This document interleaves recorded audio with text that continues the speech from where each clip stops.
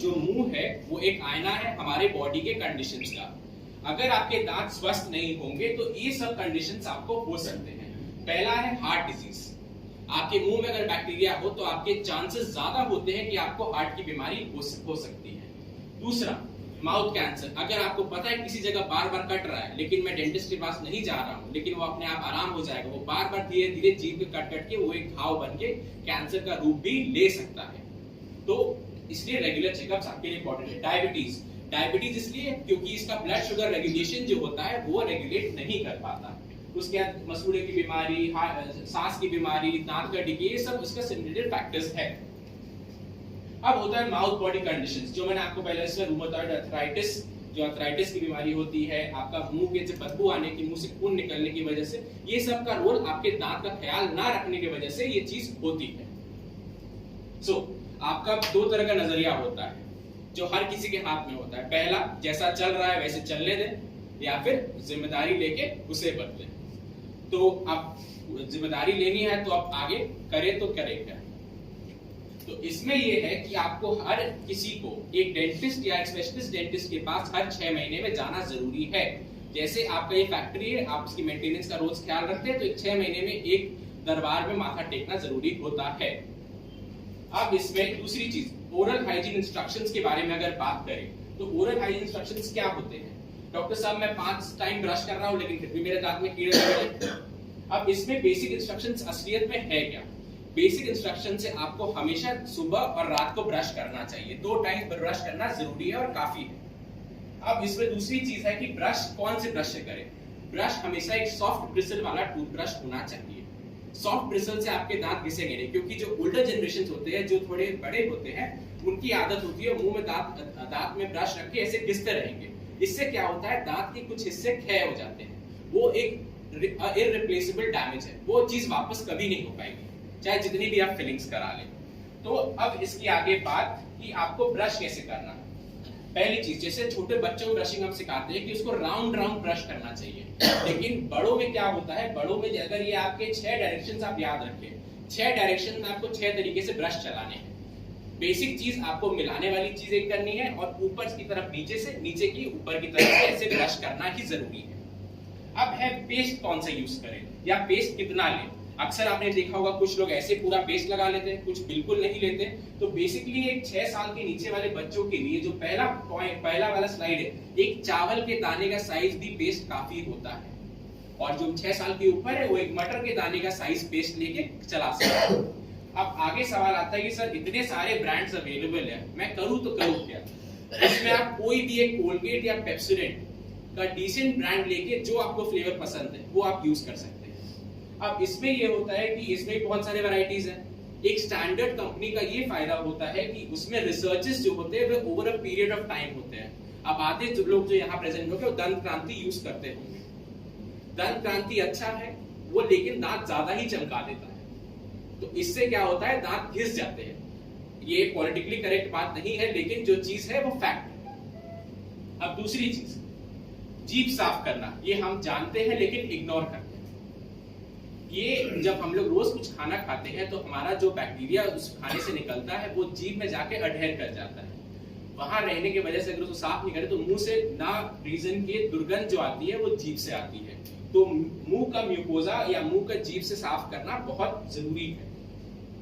अब एक older generation के लिए बहुत बड़ी एडवाइस, गर्म पानी से नमक दे के कुल्ला। ये मुंह का पूरा ओवरऑल कंडीशन हेल्दी रखता है।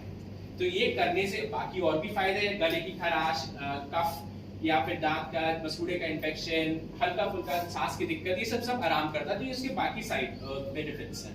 अब आते हैं दांत पे। अगर आप देखिए दांत को मैं अगर 3 हिस्से में बांटूं, पहला वाला जो व्हाइट हिस्सा है उसके अंदर होता है एक थोड़ा ग्रे वाला जिसको डेंटिन बोलते हैं, और इसमें जो दिख रहा है वो पल, जो मेन दांत की नस सप्लाई है।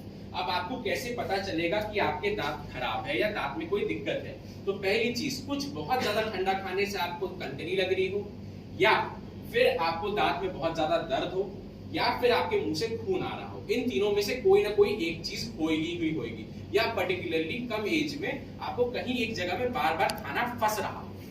तो ये बेसिक चीजें हैं। तो ये जो हिस्सा है ऊपर से लेकर, तो ये धीरे धीरे टूट के 10 तक पहुंचता है, तब आपको दर्द की अनुभूति होती है। अब देखते हैं स्टेजेस ऑफ टूथ डिके। आप बोलते डॉक्टर साहब दांत में कीड़ा तो बहुत टाइम से, दर्द तो कभी नहीं हुआ, तो मैं इसका इलाज कराऊं क्यों? अब देखिए इसका एक पैटर्न होता है। जैसे पहला अगर आपको देखा तो आपके दांत के कलर के अलग से एक व्हाइट स्पॉट दिखेगा उस जगह। व्हाइट स्पॉट के बाद वो दांत टूटने लगेगा, उसको बोलते हैं इनामल डिके। उसके बाद थोड़ा नीचे जाएगा, जिसमें आपको ससलाहट और ये हल्का ठंडा हल्का गर्म लगने लगेगा। लेकिन जब आपके दांत के नर्व या फिर पल्प टिश्यू में इंफेक्शन होगा तो उससे आपके दांत में दर्द होना शुरू हो जाएगा। उसके बाद जब पस आने लग जाता है, जब इसके बाद भी ठीक नहीं कराया तो दांत ही हाथ में आ जाएगा। तो ये बेसिक एक सीक्वेल है या एक पूरा चार्ट है, इस हिसाब से आप जल्दी से जल्दी इलाज कराएं। आप बोलते हैं पेन से रिलेशन, दर्द कब होगा? देखिए अगर आप इस स्टेज में आते जब हल्का सा कीड़ा लगा है तो मिनिमम या नो पेन में आपका इलाज एक फिलिंग के माध्यम से खत्म हो सकता है। लेकिन जब आप थोड़ा सा और नीचे आए तो इसको पल्प कैपिंग करना पड़ता है, मतलब दांत का जो ये नर्व टिश्यू है उसके ऊपर एक हल्का सा एक दवाई जो होती है उसको पल्प कैपिंग बोल के उसके ऊपर फिलिंग करना होता है। लेकिन जब इस स्टेज में आ जाता है तब आपका पेन बहुत ज्यादा बढ़ पाता है, जो एक कंटिन्यूअस पेन या बहुत दर्द जब अनुभूति होती है आपको। उसके बाद जब पास हो जाता है तो उससे बुरा हाल तो कुछ होता ही नहीं। तो अगर यहाँ सब फाइनेंस मिनिस्टर्स अपने घर के बैठे ही हैं, होम मिनिस्टर और फाइनेंस मिनिस्टर तो हैं आप लोग, तो अगर कॉस्ट बेनिफिट देखें तो जो पहला सबसे छोटा कीड़ा लगना सबसे कम खर्चा, थोड़ा ज्यादा होगा तो थोड़ा ज्यादा, फिर अगर आरसीटी गया तो थोड़ा ज्यादा खर्चा। लेकिन आप सोचते हैं कि अगर दांत निकाल दे तो प्रॉब्लम ही सॉल्व। तो दांत निकालने में पैसा कम लगता है, लेकिन जो इरिवर्सिबल डैमेज है वो कभी वापस नहीं होगा। दांत वहां से आप उस जगह से कभी खा या चबा पाइएगा ही नहीं। तो उसके बाद अगर नकली दांत लगाए या फिर इम्प्लांट करवाए तो सबसे ज्यादा खर्चा इम्प्लांट का होता है। तो पूरा एक सीक्वेंशियल पैटर्न लेके आपको दांत बचाने में ही फायदा रहता है। ये चीज बहुत लोग बाद में समझते हैं। अब बाकी चीजें जो है ट्रीटमेंट का, जैसे अलग अलग सर्विसेज हैं। अब जैसे दांत में कीड़ा लगना, तार लगना, implants, dentures, surgery, cosmetic dentistry, oral hygiene, periodontal, ये सब आपके अलग अलग दांत के विभिन्न ब्रांड्स के इलाज हैं। तो जिस हिसाब से आपको जो जरूरत है हर 6 महीने में आपको आपका दांत का डॉक्टर बता देंगे कि ये कराने से आपका फायदा है, तो प्रॉब्लम के एसोसिएटेड आप उसका इलाज करा के जरूर सतर्क करें। अब दांत के लिए क्या अच्छा क्या बुरा? पानी से कुल्ला करना अच्छा है, नट्स खाना, फ्रूट एंड वेजिटेबल्स, फाइबर वाले खाने ज्यादा अच्छे होते हैं। डेयरी प्रोडक्ट्स अब जो अच्छे नहीं है, चिपचिपा खाना, ठंडक या फिर सोडा, ये सब दांतों के लिए अच्छा नहीं है। अब आते हैं एक स्पेशलिटी डेंटिस्ट्री जिसका मैं स्पेशलिस्ट हूँ, पीडियाट्रिक डेंटिस्ट्री। बच्चों के दांत के डेंटिस्ट्री को पीडियाट्रिक डेंटिस्ट्री बोलते हैं। ये एक अलग ही सब्जेक्ट है। मैं 0 से लेकर 13 साल के बच्चों का स्पेशलिस्ट हूँ। अब इसमें होता क्या है, अक्सर हमारे लोग कंफ्यूज करते हैं डेंटिस्ट क्या होता है और पीडियाट्रिक डेंटिस्ट क्या होता है। जो 5 साल बैचलर्स ऑफ डेंटल सर्जरी पढ़ता है उसको बोलते हैं डेंटिस्ट, और जो मास्टर्स 3 साल जो बच्चों में या स्पेसिफिकली किसी और सब्जेक्ट में करता है तो उसको पीडियाट्रिक डेंटिस्ट बोलते हैं। अब ये आपके बच्चों के, आप सब जो यहाँ बैठे किसी ना किसी की दादी होंगी या किसी की मम्मी होंगी ऑब्वियसली, तो ये आपको एक चीज ये साथ साथ पैटर्न फॉलो करें। एक जो बच्चा पैदा होता है उसका पहला दांत जो आता है वो 6 महीने के आसपास आएगा। उसके बाद से उसका 3 साल तक सारे दांत कंप्लीट हो जाएंगे, जो 20 का पूरा सेट है। लेकिन दांत की बीमारी बच्चों में सबसे ज्यादा कॉमन है। हर दूसरे बच्चों को दांत में कीड़ा होएगा ही होएगा। ये हम लोग पता नहीं चलता या हम लोग उसको केयर नहीं करते, दांत काला हो रहा है तो हो रहा है। इससे क्या, ये सबसे पहला रीजन है यूएस में बच्चे स्कूल मिस करते हैं। और सबसे ज्यादा ये percentage dental council of Colorado foundation ने दिया था, 55% ऑफ तीसरी क्लास के बच्चों को दांत में कैविटी होएगी ही होएगी। अब ये कुछ चीजें, अब ये चीज है कि हम लोग जल्दी कैसे बच्चों को इलाज ये सब चीजों से बचाए कैसे।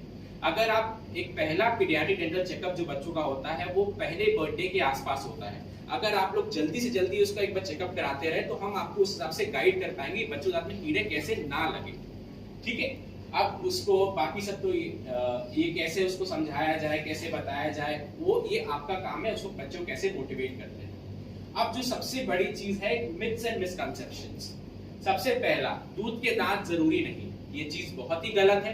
दूध के दांत सबसे ज्यादा जरूरी है क्योंकि ये जो दांत है इनके बहुत सारे फंक्शंस होते हैं। पहला, बच्चा खाता और बढ़ता इसी दांतों की वजह से है। इसका शेप से दांत का जो परमानेंट दांत का शेप होगा वही डिटरमाइन होगा। अब एक जो दांत का जो बच्चा बोलता है इसी से है। एक स्कूल एक्टिविटी और बच्चे की साइकोलॉजी दांत ना होने से सबसे ज्यादा उसके टीन एज ग्रुप में खराब होती है।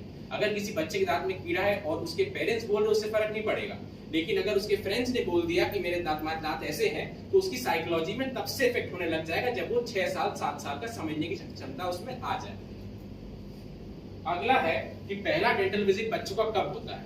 जब बच्चा दर्द बोले तब हम डॉक्टर के पास ले जाएंगे। ये चीज गलत है। जब पहला दांत आए या जब पहला बर्थडे हो तभी आप बच्चों को डेंटिस्ट के पास ले जाएं या स्पेशलिस्ट डेंटिस्ट के पास।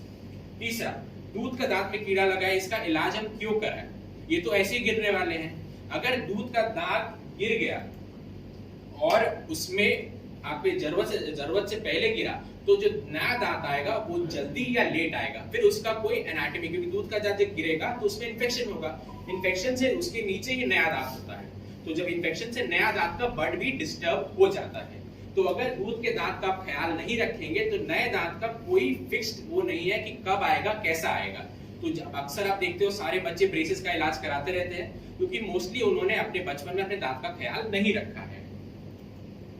अब आते हैं बच्चों के दांत के बीच में स्पेसेस होते हैं, तो इनको हमारी तरफ ब्रश करने की जरूरत नहीं है। वो अगर राउंड एंड राउंड ब्रश करें तो इनका काम तब भी बन सकता है।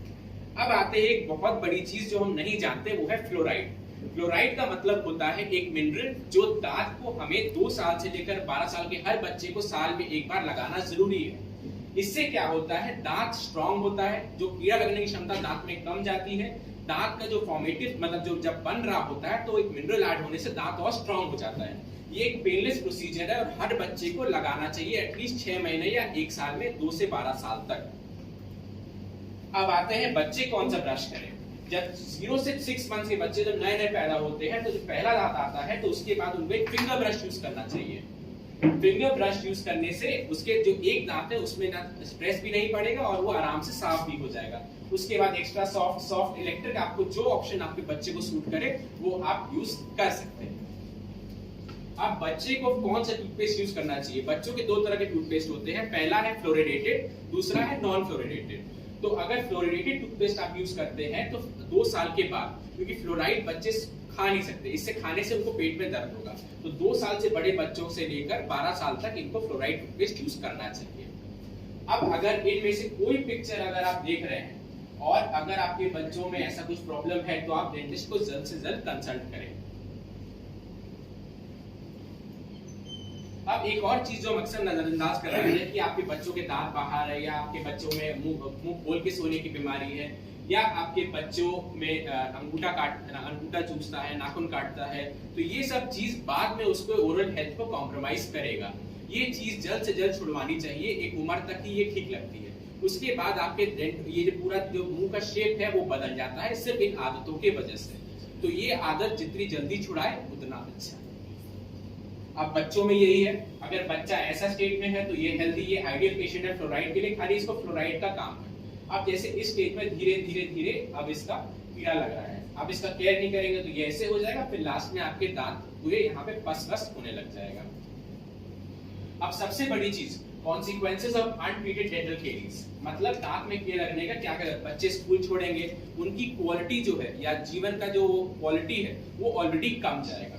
तो इसमें बाकी जो एक छोटे बच्चा अगर दांत में उसके कीड़े हैं तो उसको पेट की प्रॉब्लम होनी ही होनी है।